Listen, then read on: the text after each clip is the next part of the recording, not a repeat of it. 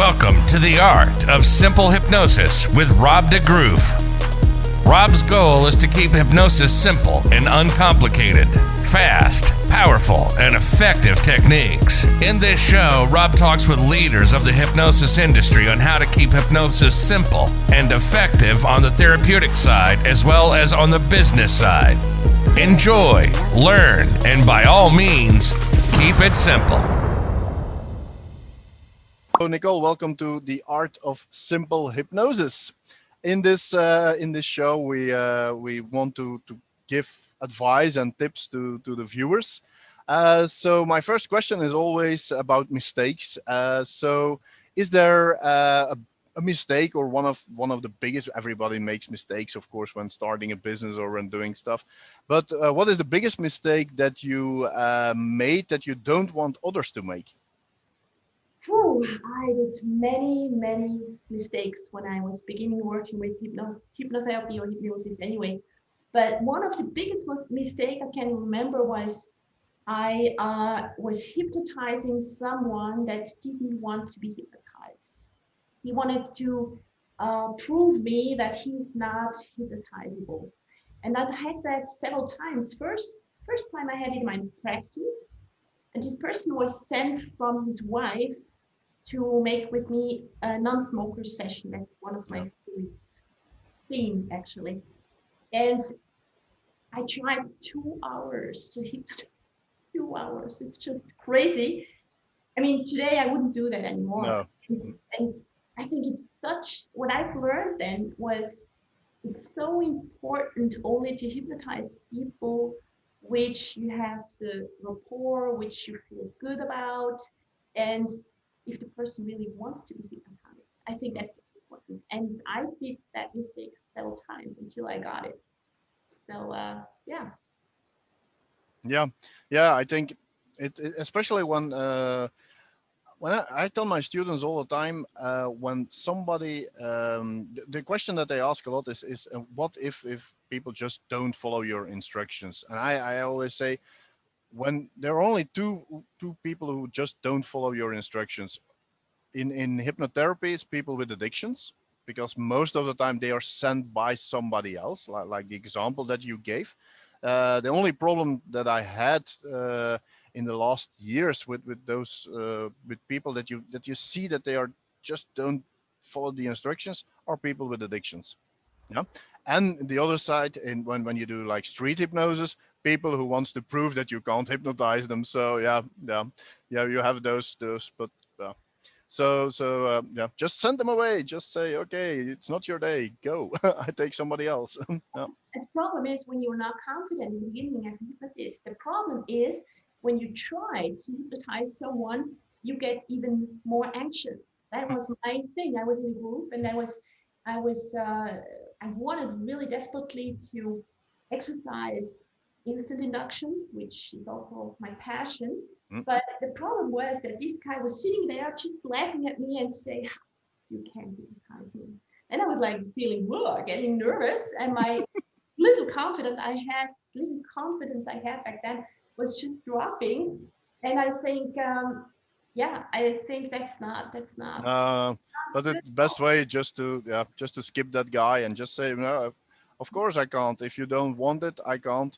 What I experienced is that people who are saying I don't believe in hypnosis, that are most of the time very good subjects. When they definitely say you can't hypnotize me, yeah, they're just not gonna follow the instructions. And so okay, that's very good advice for everybody watching. Don't keep trying, just send them away, take somebody else, of course. So what is the best decision that you ever made for your hypnosis business, whether it was whatever you're teaching or a therapy or your stage work? Or I have to make a little detour because in the beginning I said I'm a hypnotherapist and I would never ever do stage or do that. I just remember I was standing there. It was like, yeah, you're laughing. I was standing there at the bus station with Shawn Michael Andrews and his wife. I can remember this scene pretty well. It was like 8 or 9 years ago. 8 years. And I was saying that full of confidence. And he was laughing and said, oh, well, yeah, we'll see. And then I think it was 5 years ago, 5 or 6 years ago, Anthony Gailey came in to Frankfurt. No. And I was asked several times by some clients or companies or different situations if I can do a lecture or also conferences. And I thought, ooh, how I'm going to do that? I don't know, because I did not learn that. And I think the best choice, even I was saying, no, I can't do that. I will not do that. I don't go to Frankfurt. John was insisting and said, yeah, you have to go, you have to come. I want that, you have to be there. I said, okay. And that was the best choice I ever did, because I found that I was so getting in the flow when I can play with hypnosis, when I can have fun, when I can laugh with people. And that's what I'm doing today. I mean, besides the hypnotherapy. And I think that's the best choice I've ever made. Yeah, it's a good choice, because I think you learn so much when you have to do it with a lot of people watching you, when you have to be able to hypnotize anybody everywhere under all circumstances. And when you step out of that safe therapy room where everything is controlled, there are no sounds, you have a good chair, everything, just go out there, just hypnotize people. That's the best way to learn it. And the thing is, I never thought that it's so much fun. Yeah, it's fun. It's fun. Yeah, indeed. So it's actually in the opposite of what my story was, because I just wanted to learn hypnosis for stage and entertainment, and I said I never want to become a hypnotherapist. Okay, so yeah, 10 years later, it's something else now. So that's but it's also for me. I decided to become or to do. Actually, my thing was, I said, let's do like 2 or 3 sessions a week just to keep busy hypnotizing people, because in Belgium it's not easy. It's not that easy to build an entertainment career, especially not in hypnosis, because of the language. So many different languages, and it's actually illegal to do stage hypnosis in Belgium, but that's another story. Nobody is acting on it. So that's how I became a hypnotherapist. So it's actually the other way around. But I think it's very good that you know both sides of hypnosis, and sometimes I read this statements of hypnotherapists on their website. They say, oh yeah, stage hypnosis is something totally different, and it's something that I don't do, and I will never do it because it's bad. No, it's not bad, because most of the strong techniques, especially the instant inductions, thanks to entertainment, we have them. So yeah, it's so much. It's so much that comes from the stage hypnosis, I think. I'm reading Dave Elman's book or what he did. It's actually so, we have so much good things from the stage hypnosis. And I think it's a benefit for the client when you have both sides. Yeah. Sides in a way of stage and hypnotherapy. Because you get faster, you get more flexible, you can act, you get more confident. There are so many ways, I think, so many benefits, not only for the client, but also for the hypnotist itself. And I have the same thing. Sometimes when I'm reading on websites from my colleagues around here in Switzerland, my hypnosis has nothing to do with stage hypnosis. I thought, well, that's something totally different. Yeah. it's just, I think it would be so beneficial to learn some stage stuff. Yeah. That's what I tell my students all the time. I have this training that it's called Out of the Blue. It's actually a street hypnosis training, but I don't call it street hypnosis anymore, because most of my students, then they think, oh no, I don't want to become an entertainer, so I'm not taking this training. But actually that training is just teaching you that you're able to hypnotize anywhere, everywhere, whatever, under all circumstances. And especially when you're doing a talk about hypnosis, you go to a service club or whatever gathering, you can talk for 2 hours and you can tell great stories and you can tell every interesting stuff about hypnosis. But when you can do a 5 minute, even a 5 minute good demonstration by just with an instant induction, maybe stick somebody to the floor, have him forget his name, just that, just simple and easy. Uh, that will stick in their mind, not a 2 hour talk, not the stories, the little demonstration. I think it's so much stronger when you can do that. That's what I experience. Hmm? I'm giving talks or when I'm teaching somewhere and I do some instance and some phenomena. It's always impressive, even Yeah. when the phenomena for me are not that impressive anymore. but but it's just like not it's not in a bad way. But yeah, I'm used to it. You know, Yeah, of course. For us, it's some, it's but normal. yeah, something simple like fractionation. It's for us, it's normal. When we say sleep, they close their eyes. But for the audience, it's so powerful, Yeah. so powerful. Sometimes that's the only thing that they remember. But for this, you need confidence. Yeah, of course. Yeah, of course. And that's a good way to the topic that you want to talk about. Having confidence as a hypnotist or as a hypnotherapist, as a hypnotist in general, it's really important. And that's something that's one of the trainings that you teach. So tell us about how can a hypnotist become more confident. I think when I look back at my career, um, the first thing I did was I was hypnotizing everybody. I mean, anybody, everywhere I was hypnotizing, I was asking them. But as I said in the beginning, it's important not to hypnotize somebody that doesn't want to, you know. Mm. But I think that's the most important thing, that you're really hypnotize everybody, a different person, different locations. I was hypnotizing friends, colleagues, strangers. I was doing street hypnosis. I was just any possibility, any situation I had, I was hypnotizing somebody if they want to. And so Mm. I learned also to build up rapport, which is very important, I think, too. And yeah, I think that's the most important thing. And the other thing, what I did was I was going into a hypnosis NLP group. That means I was driving to Germany every month, and the way is about 5 hours away. Uh, I was driving there, and we had some theory, and then we were working, practicing all the time. And that was actually really get me confident, because you have sometimes it's working now, because the reality is in hypnosis practice, not every time is working, things are not every time working properly. No. You have really to know how to react. And I think when you're confident, when you are confident and your client is feeling that, there's no way that things can be going wrong.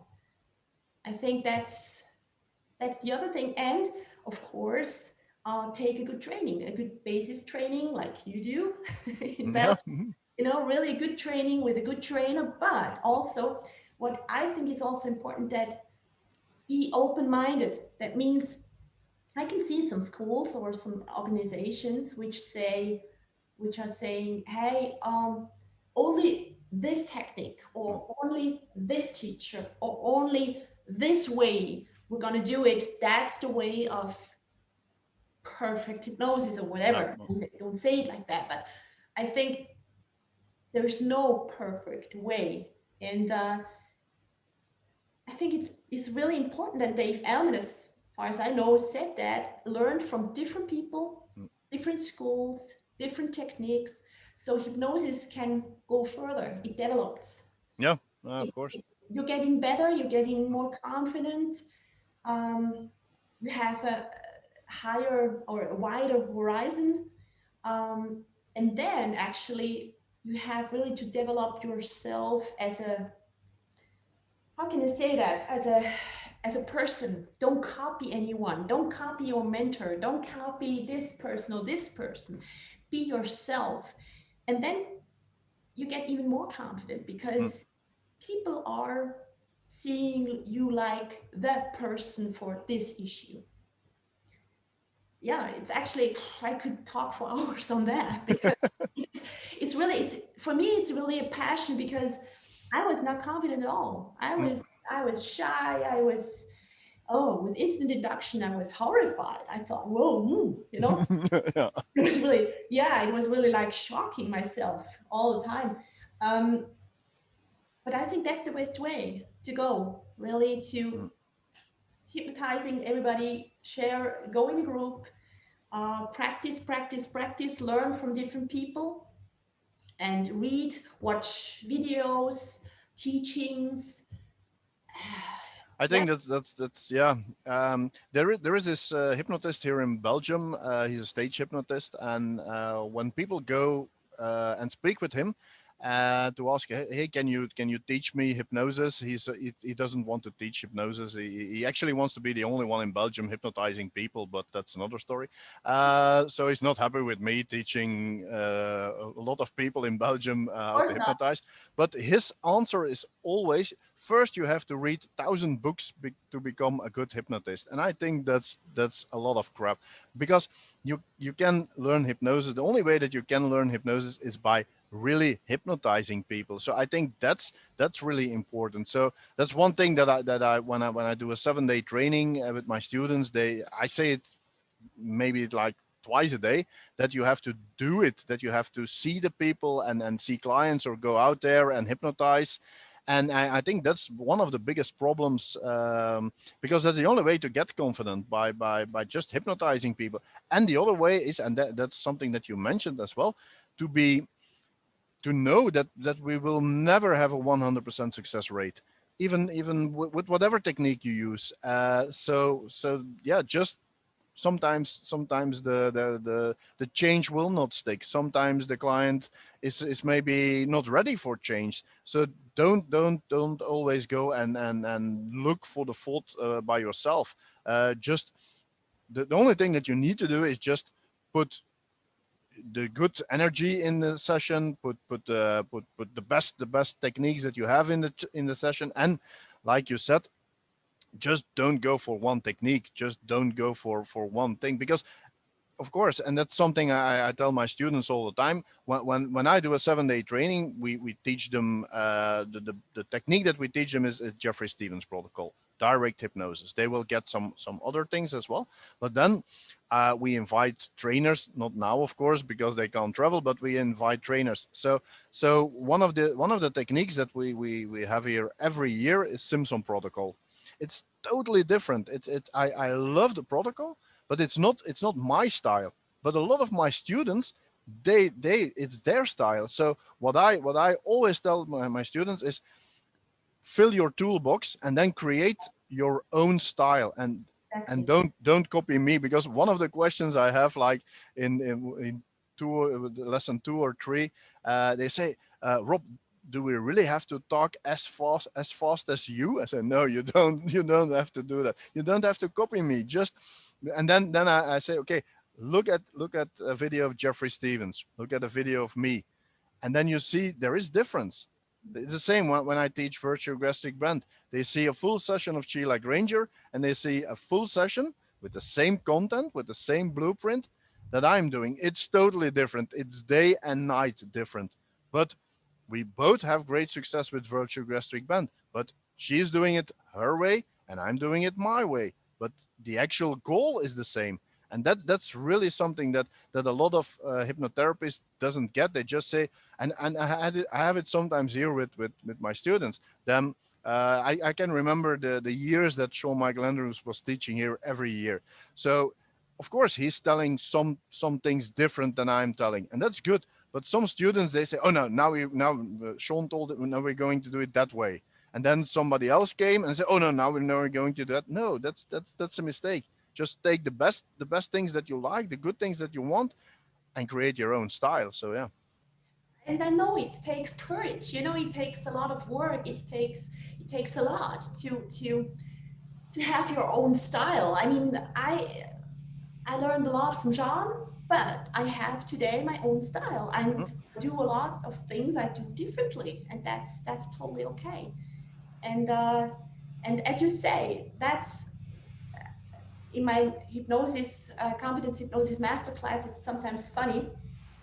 People are always amazed when I'm saying, hopefully, things are not working perfectly. Do you know why? Yeah, that's ideal to show them how you handle it. Of Exactly. course, of Because the course. whole course is about Yep. confidence. Yep. And I'm telling them in the course often stories which mistakes I did or which things are happened and sometimes very funny. But I've learned from that. And my students too. They saw that even with me, not everything is working perfectly. Because for me, the biggest learning points were when I was seeing my mentors failing. I was Yeah, like, of course, of course. whoa, Yep. okay, it has not to be perfect. And when you have that in your mind, that it has not to be perfect, you know what happens?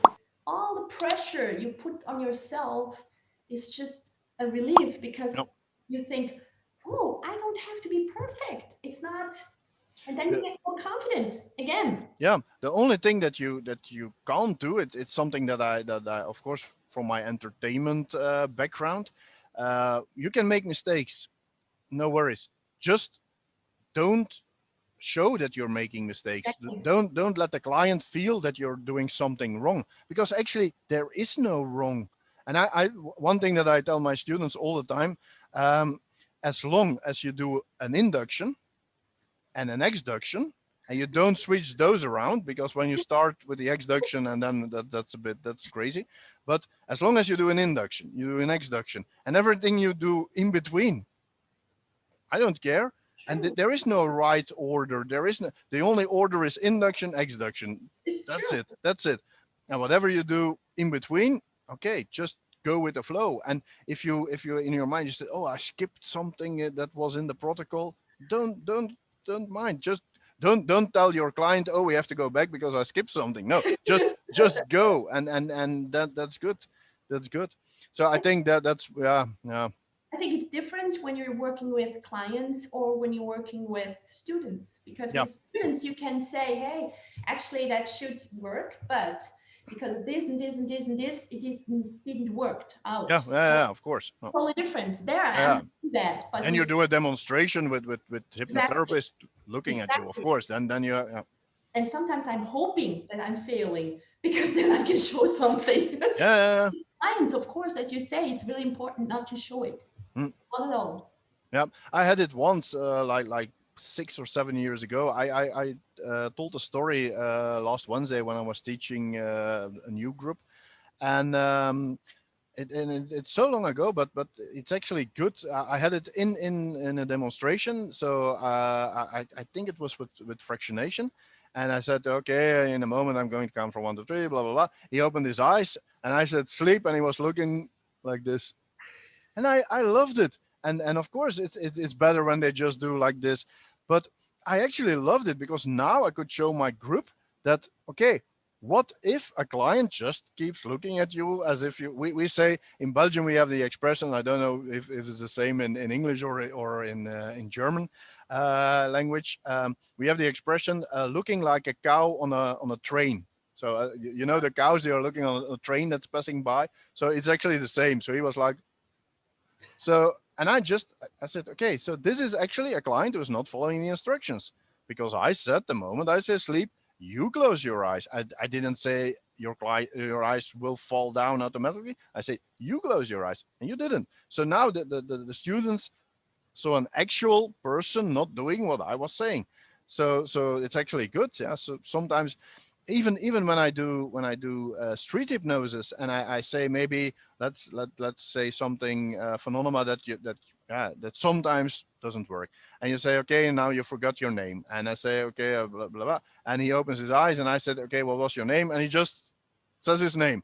I use that failure, I use that all the time to educate the audience. I say, you can see, hypnosis is not working all the time. They when he doesn't want to forget his name, maybe it's going too far for him or her, so it is not going to work. So I can't do anything that you don't want to do, and things like that. So I could say, oh, that it didn't work. No, I just educate. I use it to educate the audience, and then the audience thinks it's normal. It's the it nothing went wrong in their eyes. And but of course, when it's the same like when you're on a stage and doing theater, and one of the actors he has to say a certain line and he doesn't say it. When the other actor then of course stops the play and he said, no, you had to say this, the audience know. When they just play, and that's what they do, they just play along, nobody knows. So, and that's, yeah. So making mistakes is not a problem. No, it's not a problem at all. And I'm doing the same, exactly the same stuff. I'm just educate my people, my audience, whatever. I mean, and it's not a big deal. You have just, I think you have just to put aside your ego. That's the first thing. For some people, I can imagine that it can be a problem, but actually for me, no, it's not. I mean, it's just fun to No, educate. no. Yeah, I think, yeah, that's really important.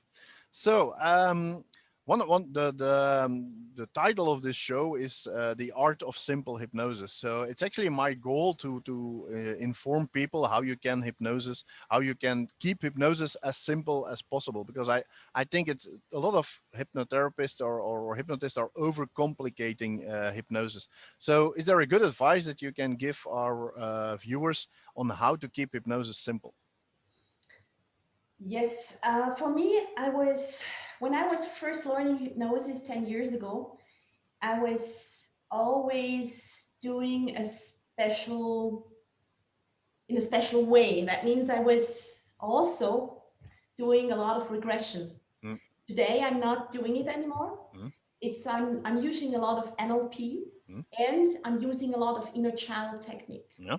I was learning inner child technique from the sleep talk protocol, Mm, sleep talk golden process, and I'm using a lot of things and tricks from that and implied to hypnosis in the hypnosis session. mm. And then it's not necessary to have an issue or to revive it, relive it. It's not possible, because you can take out a lot of fear and anxiety and whatever. Even in non-smoker sessions, I'm using the inner child technique, and it's not a problem at all. And Yep. it's simple, it's easy, and everybody gets it. So it's really quite simple. Mm. Yeah, I think that's yeah, you know how I think about using regression, and I think it's a good tool, but when you don't need it, yeah, do something else. Do something else. Keep it simple. And I think, especially, yeah, when you taking like NLP techniques, put them into a hypnosis session. Why not? There are some really great techniques, and of course, then you also can work, because sometimes it happens that the client doesn't want to tell the entire story, and now you can work content free. You don't know what the issue is sometimes, and you just go. I like an hour ago, I did a session with somebody, and she was telling so much about she had like this fear of yeah, getting to be alone, fear to be alone. It was more like and problems with relationships, and she actually wanted to please everybody she had a relationship with, just to be sure that they stay with her. So but yeah, I just used a symbology technique, because I said, yeah, let's just see what her subconscious mind is doing. I used some IMRs, and I just combine whatever I thought that was good at for her. And I think that's really important. Just don't keep that straight line in your mind. Just feel what the client needs, and open your toolbox and take stuff out of your toolbox. And I think that's one of the most important sentence I've learned from Dave Ellman or Larry Ellman. Um, be client-centered. That means don't stick to a certain thing, but as you say, be creative, combine things. Uh, the client has the solution, and then it's getting really simple, it's getting really easy, it's getting really light to work with people, and it's not like, see, I think that's the way to go. Yeah. Simple and keep it light. Yeah. Okay, let's talk a bit more about confidence. Is there some advice that you maybe some a little piece out of your training, some advice that people can start using immediately, that or something that you can say, just let's say for the, you have those therapists. I have one of my team members. He just last September he quit doing hypnotherapy because of the fact that sometimes when he get a mail from an email from a client that it didn't work as good as the client expected, or that it didn't work at all. Sometimes it happens, of course, but he had like 10 good reviews, one bad review, and then his confidence was going really low. So at a certain moment in time, he asked me to just work with stop smoking sessions and weight loss, because because he had a lot of confidence in those two topics. But then like half a year later, he said, yeah, Rob, my confidence is really going low. I have to stop now. I said, yeah, if you don't feel confident, then you really have to stop, because when you don't feel good starting a session, you don't have the good results. So I had to replace him with another hypnotherapist. So maybe you can talk about people getting a bad feedback from a client. How do they have to react to the client, or what is your advice on that? I mean, I had days the last 10 years where sometimes I had 5 or 6 sessions a day. And there was an incident a day, I can remember, I had like three sessions in a row with, it was not working well. And I was like, really, my confidence was really going down. I mean, I was experienced, Mm. but it can happen all the time. But I think it's always the mindset. And I'm always going back to my beginning of the career. I had just a picture in my mind. I had a picture in my mind, a positive picture. I had a dream. I'm often saying, I have the dream that I'm getting one of the best hypnotists in Switzerland, a hypnotherapist. And I was playing that video in my mind all the time. From the moment I was awaking until the evening, all the time, all the time, all the time. Still, some people say, you can't do that, you will never do that, that's not possible, blah, blah, blah. But I was sticking to that. And I think it's a mindset. Yes, we will have some failures. Yes, we will have some bad sessions once in a while. I think that's normal. You know, No, of course. you can't help everybody. But when you have it, you can review this stuff. Maybe you need a session with a friend or with another hypnotist and work on some issues that popping up. I did that. But then go again on this mindset, like have your goal being whatever, see yourself having successful sessions all the time, played over and over and over again. And then I think something is changing, that you have more confidence, you have your work is differently. It's another approach. That's what I did, and that's what I'm doing when I'm having a bad day. When some doubts are coming, and I'm thinking, oh, did I do a mistake? I mean, we have all. I think everybody has sometimes some doubts.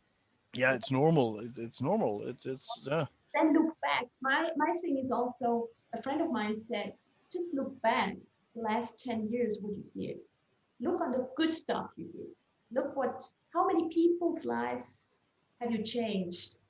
And really, when you're looking at that, it's like, oh wow, don't be focused on the failure so much, because otherwise you're hypnotizing yourself on the mistakes and not on the success. Yeah, and don't take that success for granted, because we really make changes in people's lives, sometimes really big changes, and of course we get used to it, and of course we find it normal that we do it, and then one bad review is taking us down. So that's not what, because yeah, we do so much good work, and sometimes yeah it doesn't work, and it's not always the fault that you did that the session was not good. Maybe the client was not ready. Maybe there's so much other stuff going on in the client's life. Maybe he has a partner who's giving bad suggestions all day. So there are so many things that could be the reason that the change doesn't stick. So I think yeah. And I think also, but it's good sometimes that we have failures. You know why? Yeah, you learn from them, of course. You learn from them, of course. But the other thing, I think, you stay humble. Yeah. I can see some hypnotherapists or teachers which are getting very arrogant, or Yeah.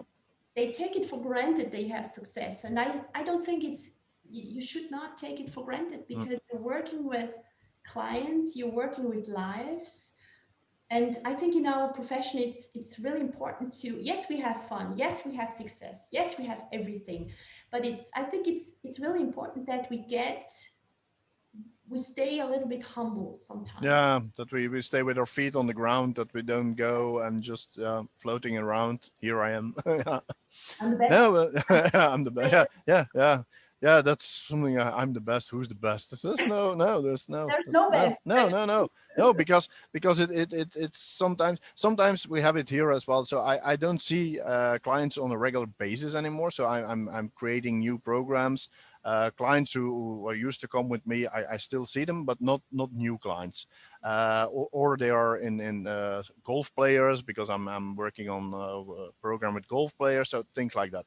But sometimes we get emails, and sometimes a client, he says, yeah, I really want a session with Rob, and then I read the email, and then I know that I have therapists who are better with that issue. They don't want me. No, don't. Because, but sometimes it's just because I'm the owner. I'm the pioneer of this center, and sometimes they actually want me. But no, that's not always the best fit. So that's sometimes, and so nobody will be the best in something, because it's yeah, the relationship between the click between the client and the therapist is also something that's really important. Yeah. Yeah. Okay.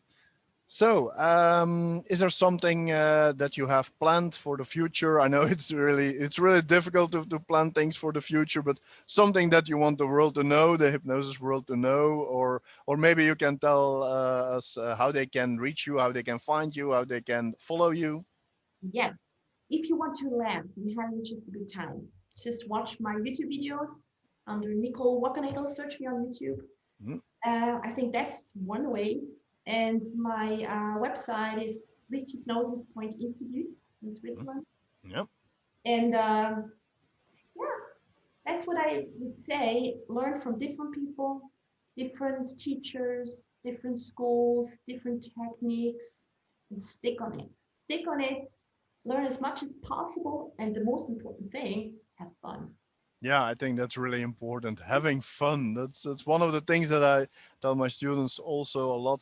There's no reason why you can't have fun, even in the therapy room. Yep. Because sometimes people are so serious.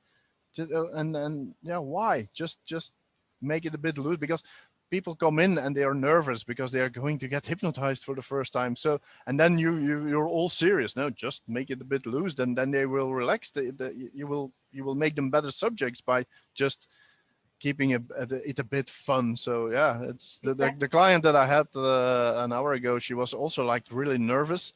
So I just did some postural sway things with her. So she was falling like this, and even now I couldn't manipulate it. So I was like 5 meters away from her because of the distance that we have to keep.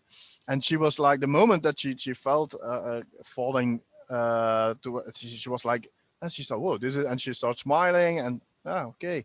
So just yeah, play around, and because you learn so much by doing that. That's why I'm playing a lot with my clients sometimes and laughing with them and yeah, just having fun. I think that's the Yeah. most important thing. Yeah, I think that's really important. One of my therapists is working only on Saturdays here in the center that my office is, and I think maybe he's more like a stand-up comedian than a hypnotherapist, because all the time when he have clients in the therapy room, there's always like laughter. There's a lot of laughter going on, so it's always funny in there. So I think that's, and he has very good results, so that's very good. So I think that's really important. Yeah, just keep it light, keep it simple, keep it fun, and so Nicole, what I will do, I will put all your links in the show notes, so people can find you on YouTube, can follow you on whatever social media you're on, and and maybe when we are able to travel again, they can see you at the convention, go and see one of your talks, maybe uh, sign up for your confidence hypnotist training. So I hope that time will be there soon, so that we can meet each other. Online is great, but yeah, a good hug is much better. A good hug is much better. So I hope to see you soon somewhere in the world, and I thank you for this interview. Thank you so much for inviting me. You're welcome.